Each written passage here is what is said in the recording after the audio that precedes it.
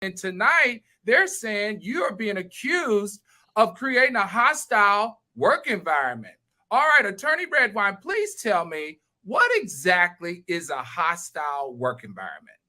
Absolutely. So a hostile work environment, and I've got this here in front of you because we're going to be very specific. We're going to run it down, okay? Because I'm the queen. I have survived many a hostile work environments. If you've ever worked at a Manhattan law firm, so have you. All right, a hostile work environment is a work environment claim that's a type of workplace discrimination claim. And to establish the claim, you're generally showing you were subjected to unwelcome conduct based on your membership in a protected class. That conduct must be severe and what's called pervasive. And basically, some of the examples would be sexual harassment, threats, bullying, racial slurs, gay slurs. It could also be workplace bullying. And if it's workplace bullying, here are the two most important things you got to show. For workplace bullying, you have to show that the behavior involves or is because of you being in a protected class or having a protected trait. I'm going to explain that. And that the behavior is either pervasive or severe. It can happen one time if it's severe enough. And a protected class includes your race, your gender identity, or your gender expression, and your sexual orientation, among others. All right. So this is an expansive type of claim. So there are many ways that she can be attacked as far as what environment did she create. Okay, Attorney Williams, please tell me, how does an employer identify hostile work environment? So it can be via HR complaints. It can be via if they're watching your email communications, which a lot of companies these days are. A lot of people have Slack, and they think Slack is the more informal way to communicate. Text messages that may be between coworkers. There are a lot of instances that I've seen at different jobs where we've had employees, they may go out to a happy hour, or they may have a wrap party right after a show ends. And they think that they're not in the workplace anymore, but they are. And sometimes someone may overhear something you've said. You could have said something on a recorded phone call. All of those things can get back to the company attorney, and then you're in hot water. I also just want to add, it doesn't have to just be your boss creating the hostile work environment, right? It could be anybody who works at the company. It could be your coworker. It could be the person under you. It's simply someone, like Attorney Redwine said, who is creating a hostile work environment based on your protected class. That's very interesting. Attorney Ross, you're the criminal attorney here. So how does it happen? How do you create a hostile work environment claim? Is that a criminal case? What is that? How do you bring that forward past HR?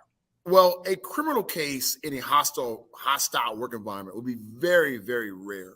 It would have to get to almost sexual harassment. I'm talking like physically touching, right? A battery, a rape, an assault, things of that nature was what you would see that in. But on the civil side, he's alleging that she called him a fat bee because he was eating while filming at the same time, and telling him, Jordan, telling him that you don't need to eat while filming at the same time. So we're going to assume that Jordan is laughing at the alleged statement, how preposterous it would be. And so I think that she has a lot of answers to come to. Please do not ignore this lawsuit. You cannot call people fat bees. And there's also an allegation that she was having intercourse in a car, right? Yeah. While with a woman while he was filming, and he couldn't get out of the car, right? So he had to get out of the car. He was all by his head. He was doing all this right here. He was trapped in the car while they were having sex. He couldn't open the door. The car was moving. That's hostile. That is pervasive. Okay, I got it. So if I understand you, counselors, you're saying he has more than just one claim, because multiple things have happened, so he can address multiple things that put him or created the hostile work environment. Is that what I'm hearing? Absolutely. Correct. Because, for example, a lot of times one of the claims that people may have is you go to HR and you complain, right, about the hostile work environment. That's always step one. Step one is you want to document it. Right. What I did when I had my situation is I would be on my work computer and I'd email my personal computer each time I had an incident that occurred. Because one of the things that could happen is that anytime you could get terminated, which could be called retaliation, and you won't have access to your system. But the second thing is you want to make sure you notify HR so that you cannot be retaliated against, or if you are, you have recourse. Retaliation is when your coworkers or perhaps your boss begins to do things to penalize you. It could be taking away a coveted position or role or assignment. You know, if you're a writer, it could be you have an article that's really good, or you have a segment and that gets taken away and reassigned. That could be an example of retaliation. It could be demoting you from one role to another less coveted position. So you have to watch out for those things. And then you have to, the procedure that's generally done to vindicate or to confirm or deny is you want to request an investigation. Okay. Wow. Those are critical. One of the best examples is Real Housewives. Remember when in Real Housewives of New York, Ebony K. Williams made the claims of racism and that the racism had created a hostile work environment. Once you request an investigation, what happens is they no longer can put you in an environment with the person or persons that are creating the hostile environment. Amen. Yeah. Amen, right? And that's why, remember, we never had a reunion. We never had a reunion for that season. That's because they had the investigation. The investigations found that certain things happened. And then you cannot force people to be around somebody that's creating a hostile environment. Same thing right now. We're hearing the rumors about Kenya's case. Similar there. So true. I will also say, very good point, Attorney Redwine. As soon as you put the company on notice by contacting HR, the company has to action upon that. Because if they don't, you may have not only a claim, you know, against them for all the other stuff, but for negligence, for continuing to maintain the hostile environment. And I think that's what Megan is dealing with here. Her accuser is saying that the hostile work environment went on for a period of time. Right. Also saying he didn't get breaks and he wasn't compensated properly. So he's showing his pattern. But to Attorney Redwine's point, that's why it's so important. The point at which you put your company on notice that this is happening, they have this amount of time to get it together, to action on it, to make sure that they take your claim seriously, or they too can be on the hook legally. Exactly. All right. So let me ask this, a counselor. So if I understand you correctly, if you are experiencing some type of hostile work environment, number one thing that you need to do is document it. Number two thing that you need to do is you need to make HR aware of it. And number three thing I think you need to do is you need to request an investigation. This will then trigger the organization to shut it down until further investigation. Is this what I'm hearing, attorneys on the platform? That is correct. And let me say the number one mistake that employees fail to make, that all employees should do if you have a hostile work environment claim, is you need to see a therapist. Here's why. Yes. Many people do not realize that a hostile work environment claim can trigger what's called stress leave. It's covered under workman's compensation. It is no different than if you were working at a warehouse and something fell on your foot and broke your foot, right? We all know you could use workers' comp to be compensated. If your work environment has become so hostile that you can't sleep, you can't eat, you're suffering depression, you're suffering mental health episodes, then the therapist can actually write you a note that literally says you can't come to work and they still got to pay you.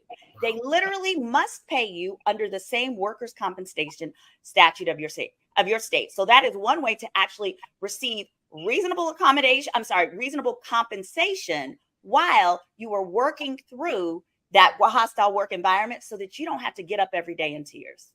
Wow. Attorney Brian Ross, anything you want to add to this? Well, I want to ask a question because the attorneys are very well versed in this law. Do I have to report this to the EEOC also? You don't have to, but it is certainly an option and it's generally encouraged. I generally tell people before you go to EEOC, go ahead and get a consultation with an employment attorney in your state, because that employment attorney can help you craft your EEOC petition, because that petition is going to, or complaint rather, is going to follow you wherever you go. And you want to make sure that it is written in a way that's going to follow the law. Okay. Well, let me ask you this. What is an EEOC complaint and why is it necessary? The EEOC stands for Equal Employment Opportunity Commission.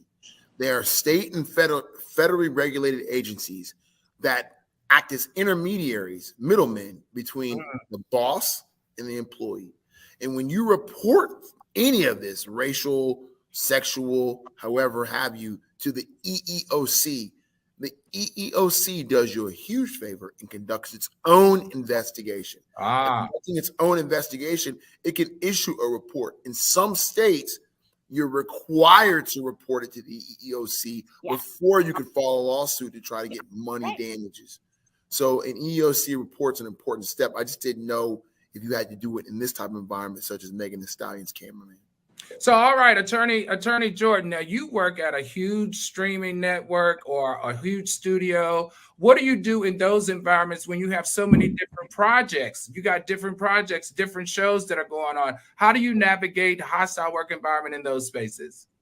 So we have our corporate policies, right? Every company, every studio, every production company, they're going to have employment policy. So for all of you out there who may be starting your own company, particularly those in the media space, the content creation space, you want to make sure that those policies are written down.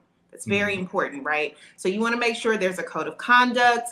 There's a standard for how employees are expected to behave amongst each other in the workplace. You also want to define what the workplace is, right? So we make sure that anybody working has our code of conduct. They know what the rules are. Now, back to the point that Attorney Redwine was making, if there's a violation of our code of conduct, we're going to have a discussion with HR, with legal, with whoever was there. We're going to investigate, make sure we have the facts, make sure we have any evidence that anyone wants to be able to send to us to review as part of that investigation. And then we're going to decide, what's the appropriate next course of action. Sometimes it's a sensitivity training. Sometimes it's a suspension. Sometimes it's an outright firing if it's a completely egregious accusation being made. But all in all, I will say a lot of times, and this is the reason why I'm, leaning specifically on the media space, not only because I work in media, but also because I know, I live in LA.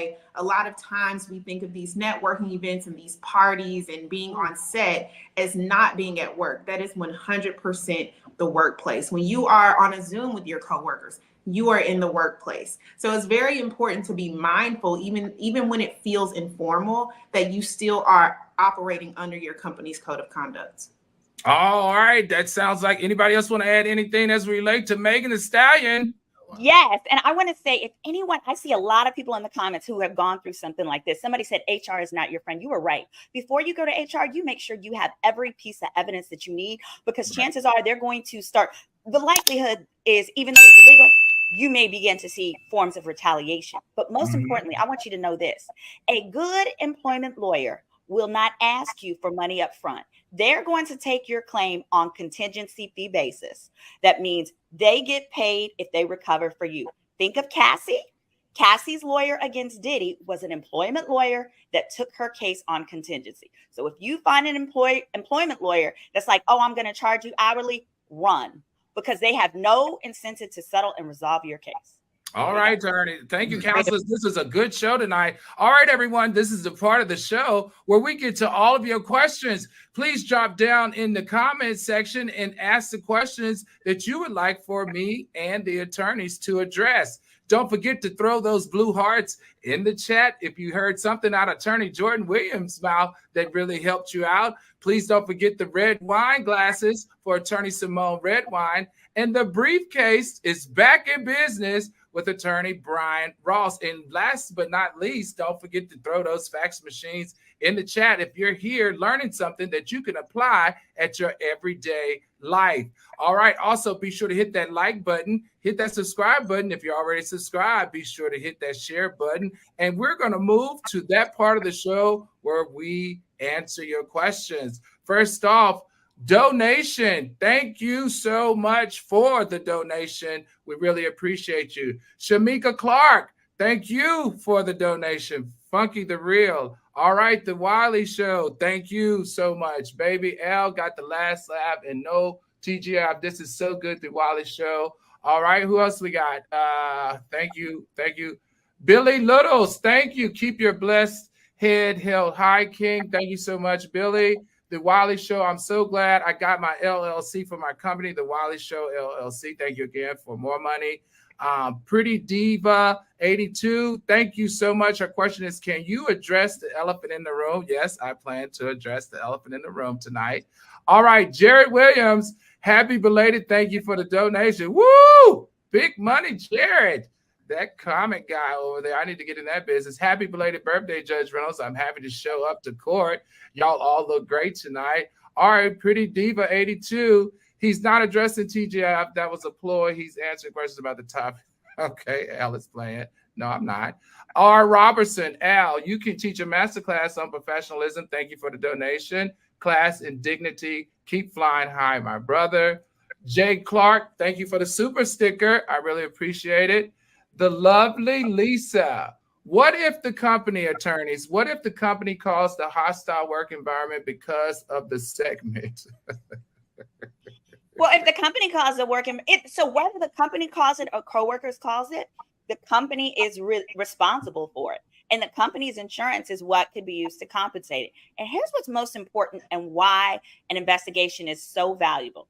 There are only two results of an investigation. An investigation is going to come back and say, yes, there was a hostile environment and it was caused by these people or these factors, or no, there was not one. Either way, you have now committed them in writing to some conclusion that you can now use with your lawyer to help you get justice. Wow. Okay. I like that. I like that. I like that. All right, everybody. This is the part of the show where we, the attorneys and the judge, gives our verdict on the cases that have landed into the court of public opinion. Before we get to the verdict, I just want to say, everybody, I see all your comments. I've gotten all your DMs. I've gotten all your text messages, and I've gotten all of your emails. And I appreciate all of your support, and I thank you. Unfortunately, we will not be addressing all of that tonight here on this platform, but I will in the future. This is a totally different show, so I can't bring my personal other show information to this platform. Please, though, put on your alert, turn your alert on, because I will be coming and creating an open forum to talk about what's going on. And in that open forum and platform, I will answer